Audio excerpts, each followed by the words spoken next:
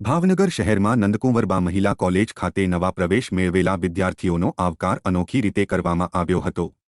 નંદકુંવરબા મહિલા કોલેજમાં નવા પ્રવેશ મેળવેલી વિદ્યાર્થીનીઓને આવકારવા માટે નવતર પ્રયોગ હાથ ધરાયો હતો, જેમાં વિદ્યાર્થીનીઓને વૃક્ષારોપણ કરાવવામાં આવ્યું હતું।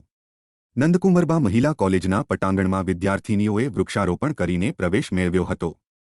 બેસી જાઓ, બેસી જાઓ ત્યાં આગળ, હા બધાનો ટર્ન આવશે એટલે એક મિનિટ આવી રીતે